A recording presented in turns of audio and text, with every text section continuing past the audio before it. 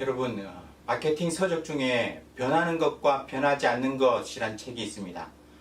책의 저자는 이 세상에서 변하는 것과 변하지 않는 것이 있는데 보통 수시로 변하는 것들이 눈에 잘 띈다고 해요. 그러다 보니 눈에 보이는 변화들이 상대적으로 거대하고 또 중요하게 느껴진다는 것이죠. 지금 당장 스마트폰과 또 인공지능 이런 기술의 변화만 보더라도 이 세상이 얼마나 빠르게 변하고 있는지 실감할 수 있습니다. 지금 전기 자동차가 상용화되었고요. 또 조금 더 지나면 무인 자동차의 시대도 열릴 거라고 하죠. 드론을 이용해서 택배를 배달하고 또 영화 아이언맨에서 본 것처럼 개인용 비행 수트도 상용화된다고 합니다. 우리는 정말 하루가 다르게 많은 것들이 빠르게 변하는 그러한 시대를 살아가고 있습니다. 하지만 이 세상에서 정말 가치 있는 것은 변하지 않는 것입니다. 그래서 우리는 흔히 본질에 집중해야 한다고 말하죠. 본질, 그 변하지 않는 가치에 집중해야 한다는 것입니다.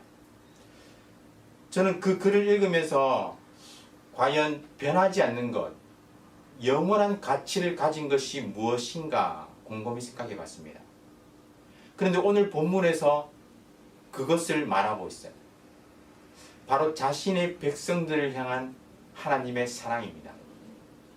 오늘 본문의 중심 주제는 구원인데요. 단순히 바벨론으로부터의 구원만 말하는 것이 아니에요. 하나님의 택한 백성을 향한 구원, 전 우주적인 구원입니다. 그 구원의 시작은 하나님의 사랑이에요.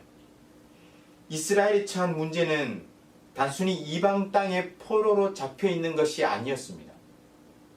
이스라엘의 궁극적인 문제는 태초의 아담의 범죄로 인해서 전 인류가 지니게 된 문제, 즉 하나님과의 단절의 문제라는 것이죠. 그래서 하나님은 그들을 부르시면서 자신의 말을 들으라고 말씀하십니다. 1절은 이렇게 시작해요. 의를 따르며 여호와를 찾아 구하는 너희는 내게 들을지어다. 그들이 들어야 할 내용은 무엇입니까? 하나님께서 그들을 선택하시고 먼저 사랑하셨다는 거예요. 하나님은 이스라엘의 조상 아브라함을 부르셨습니다. 그에게 자식이 없었지만 하나님은 복을 주셔서 자녀를 낳게 하시고 그의 후손들이 큰 민족을 이루게 하셨습니다. 그 약속의 하나님은 아브라함에게 있어서 성취의 하나님이셨습니다. 마찬가지로 이스라엘 백성들을 향한 회복의 약속도 하나님께서 이루실 것이라는 말씀이죠. 하나님께서 그 약속을 이루실 것을 무엇으로 보장합니까?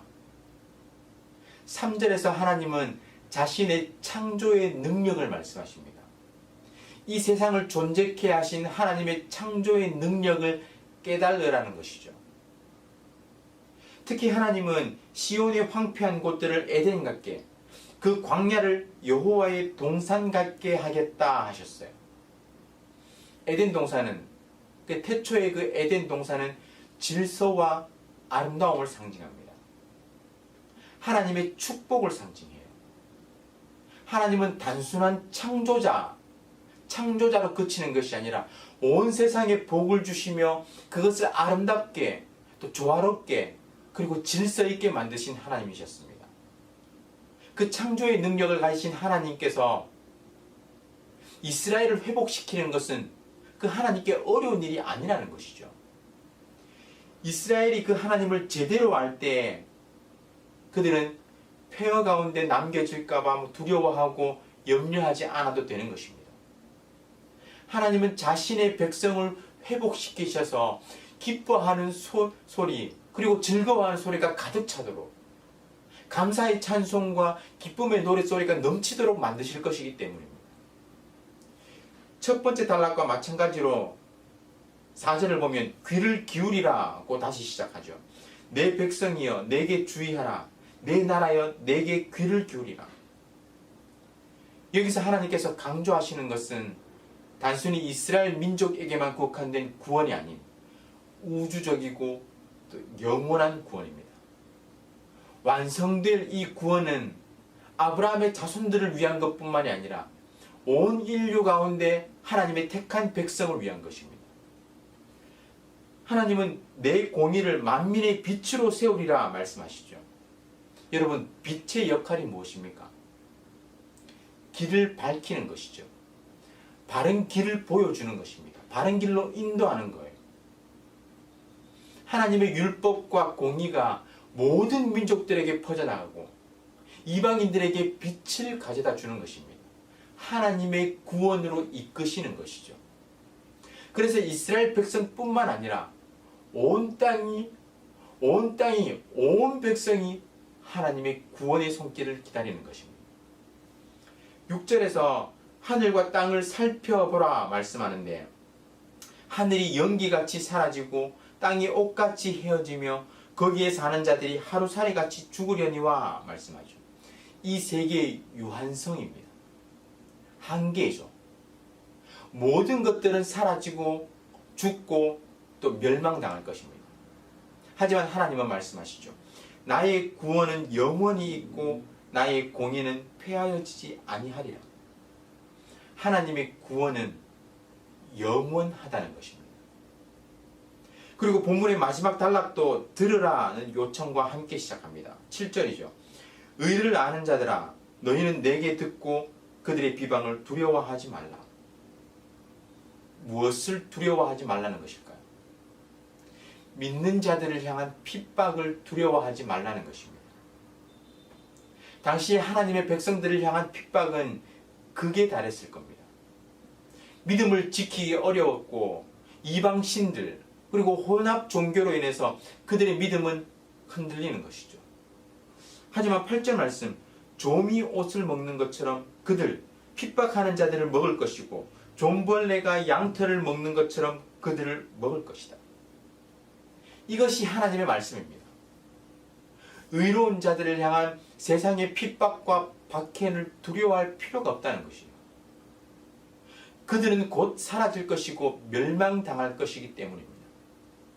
믿는 자들이 의로 인해서 핍박받을 때 사실 견디기 쉽지 않습니다. 자신의 잘못으로 당하는 일이라면 그래도 받아들이기 쉽죠. 하지만 예수 그리스도를 열심히 믿을 때 그로 인해 당하는 고난은 이해되지도 않고 때로는 이로 인해서 믿음이 흔들리기도 합니다. 하지만 그들의 비방을 두려워하지 말고 그들의 비방에 놀라지 않을 이유가 무엇이라고요? 그것이 영원하지 않을 것이기 때문이에요. 대신 하나님은 말씀하시죠. 나의 공의는 영원히 있겠고 나의 구원은 세세에 미치리라. 하나님께서 공의로 다스리시고 또 그 구원은 영원하기 때문입니다. 하나님의 자녀들은 어떠한 상황에서도 이것을 기억해야 합니다. 하나님은 자신의 백성을 버리지 아니하시고 자녀들의 헌신과 믿음을 헛되이 하지 않으시는 것입니다. 이 가운데 용기를 얻어야 하는 거예요. 그래서 이런 측면에서 사도 바울은 로마서 8장 18절에서 이렇게 말했습니다. 생각하건대 현재의 고난은 장차 우리에게 나타날 영광과 비교할 수 없도다. 여러분, 사실 그리스도인의 삶은 박해받는 삶입니다. 특히 베트남 호치민 지역에서 살아가는 우리는 이를 피부로 느낄 때가 많죠. 믿지 않는 이 세상이 그리스도인들을 박해하는 것은 사실 놀랍지 않습니다.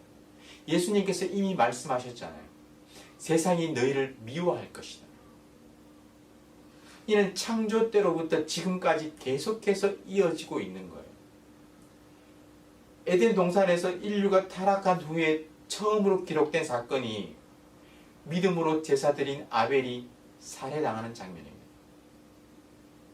꿈을 통해서 하나님의 약속을 받은 요셉은 형들에 의해서 노예로 팔려가요. 가나안 정탐 후에 믿음의 고백을 한 여호수아와 갈렙은 돌에 맞아 죽을 뻔했습니다. 하지만 제자들이 받는 핍박과 박해는 그들의 믿음이 참되다는 증거였습니다. 이 시대를 살아가는 그리스도인들에게도 이 사실은 분명한 진리입니다.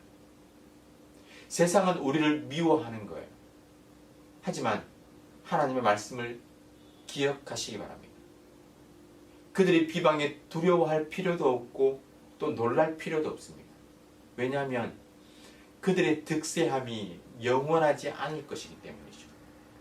반면 하나님의 구원은 영원히 지속될 것이기 때문입니다. 하나님은 사랑의 하나님이십니다. 그 사랑으로 우리를 택하시고 또 우리에게 영원한 구원을 약속하신 거예요. 약속하시는 하나님은 성취하시는 하나님이십니다. 약속하실 뿐만 아니라 반드시 이루시는 하나님이십니다. 굳건한 확신을 가지고 하나님의 역사를 바라보고 기대하는 저와 여러분 되시기를 주님의 이름으로 축원합니다. 여러분이 당하는 그 모든 어려움 속에서 신실하신 하나님을 바라보시고 그 변함없는 사랑으로 우리를 살피시고 보호하시고 또 결국에는 구원하시는 그 하나님의 놀라운 은혜를 체험하시기를 주님의 이름으로 축원합니다.